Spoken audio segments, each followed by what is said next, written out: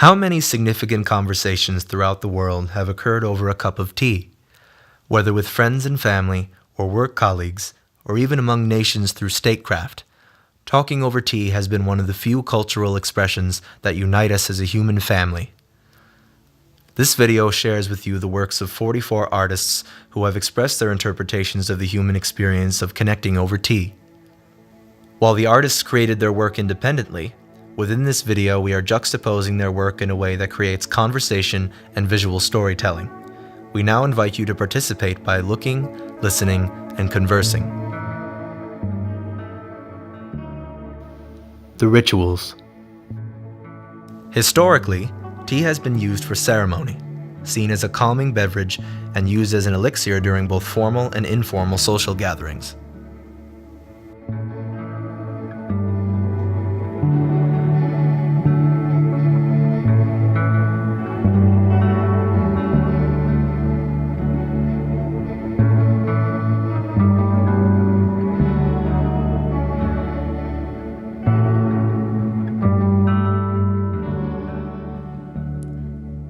First the fragrance and then the warmth.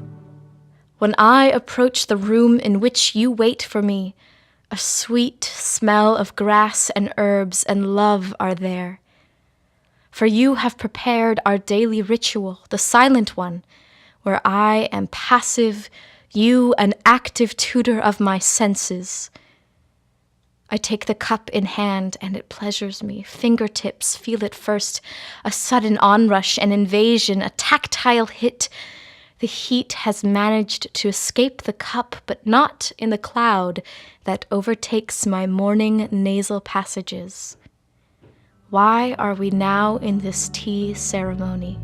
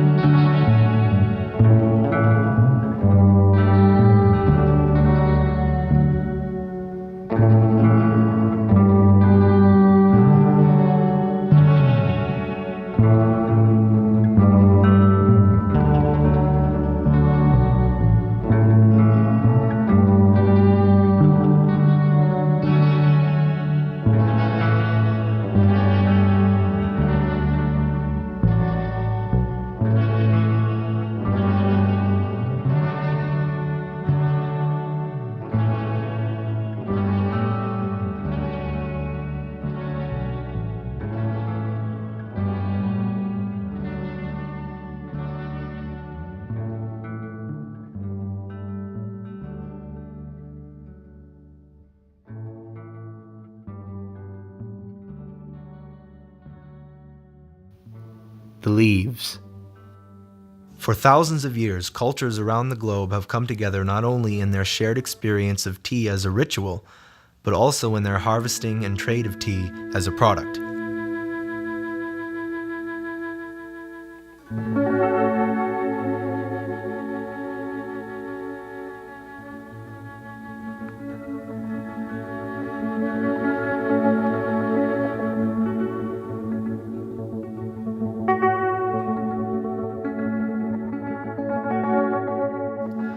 According to a legend, tea was discovered in China in the year 2737 BC by a servant of the Emperor Shen Nung who was boiling water and noticed some leaves from a nearby tree had drifted into the hot water, giving it a new and refreshing taste. From this beginning, the drinking of tea spread through China and other parts of the world, inviting people to slow down and be where they are, to look around and discover what's already there. Think of the man who noticed the tea leaves drifting into the hot water. All he had to do was look.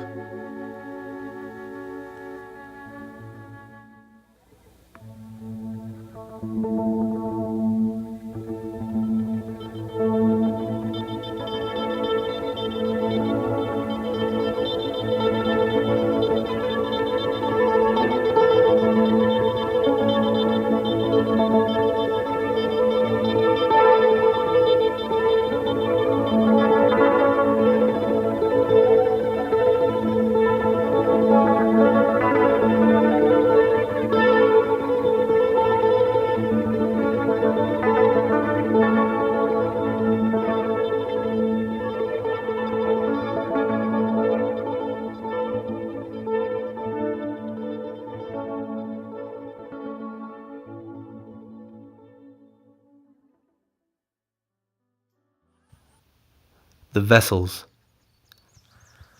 How is tea brewed for you and delivered for your sipping enjoyment? The brewing pot and the delivery container, be it a cup, a glass, or a bowl, can be functional and plain or decorative and ornate. The choice of vessels influences the experience of conversation over tea.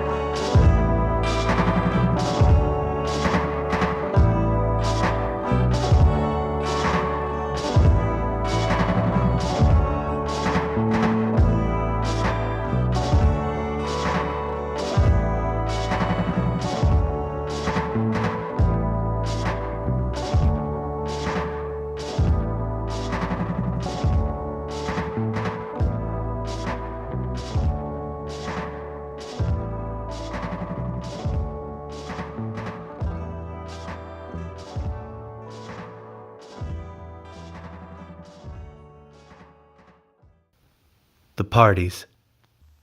Add levity to a ceremony, and suddenly you have a party. Tea parties bring out the colorful, festive, and humorous side of drinking tea with friends.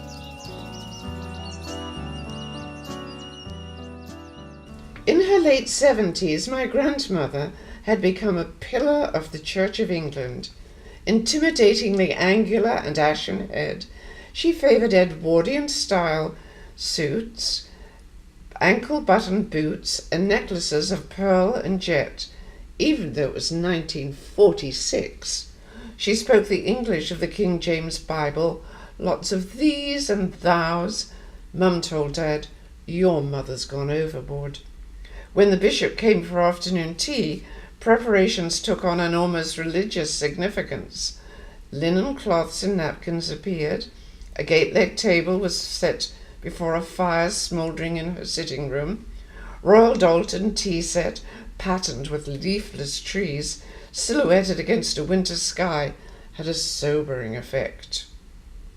Gladys, the maid, really the cleaning lady, had burnished the silver tea service as if an extra polish was ever necessary. Grandmother herself cut the cucumber, egg salad, and smoked salmon sandwiches into tiny triangles. Shortbread, a Victorian sponge cake, and scones with gooseberry jam and clotted cream stood on a 3-tiered cake stand. There were also chocolate biscuits. Mum had drawn the line at me curtsying to the bishop, so I was banished to the garden. After all, tea with the bishop was all Grandma had to look forward to, Mum said. It happened that the bishop liked children, and when he saw me with my nose pressed against the French door window, he insisted I join them. Reluctantly, Grandma let me in. She may have been worried that our colonial Roman Catholic granddaughter would disgrace her. Grandma fluttered around the bishop after Gladys had carried in the trays with a silver teapot, hot water and milk jugs, sugar bowl, tea strainers, teaspoons and cake forks. My eyes popped at the unexpected abundance of delicious food. World War II may have ended, but we still had rationing. Besides, a 10-year-old is always ravenous. China or Indian, Bishop? Grandma bestowed a gracious smile on His Eminence. Milk for your tea? She held aloft the dainty pitcher. Oh, you prefer China? Lemon, then. I rose to the occasion, no doubt awed by the 6-foot-tall, pot-bellied gentleman with his pleated fuchsia vest, starched dog collar, black suit and gaiters. He had an infectious laugh and insisted my plate was always full. Once Grandma saw that she knew I could behave, she relaxed. I discovered she could be quite funny. She and the bishop laughed a lot.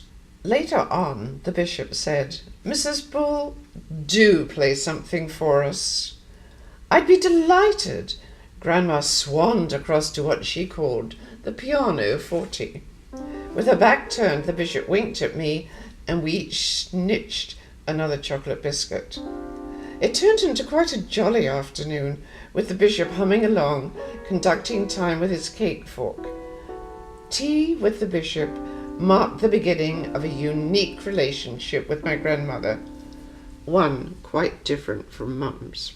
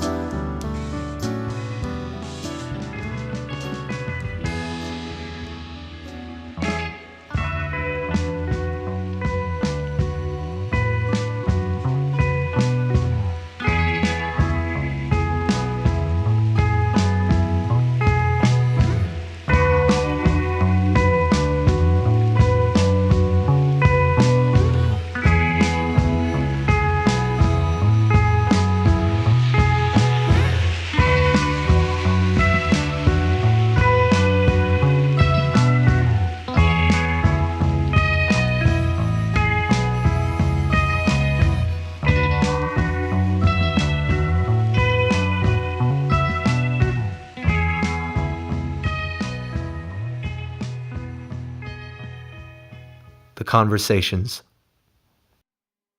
Art is never just about the visual object.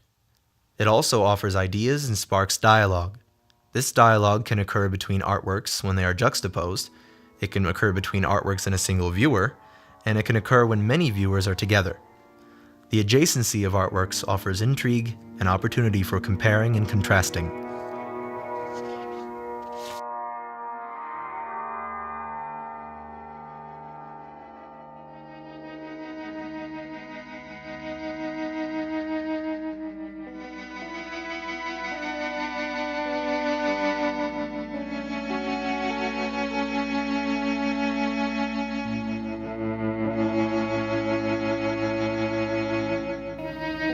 Walking sheltered streets, cobblestoned underfoot, leaves piled artistically to the side.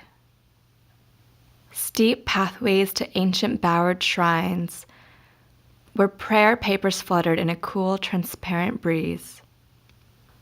Iced green tea in cool glasses offered in a rough art gallery where Yamada-san reigned, measuring art in some cubic centimeter price so foreigners could export calligraphic messages to innocent audiences afar. Futon arranged on a tatami floor where the children slept after luxuriating in chin-deep water, bathing, swimming, playing in a ryokan bath oblivious to their cultural heritage, knowing only the warmth of water on naked skin. A mountain-top refuge with meat grilling on a yakiniku, vegetables charred and aromatic waiting for 4 gaijin to enjoy. The dusk air with koi pond view and caretaker's cottage hidden in a swirling mist of fog. Kyoto. Contented. Memories.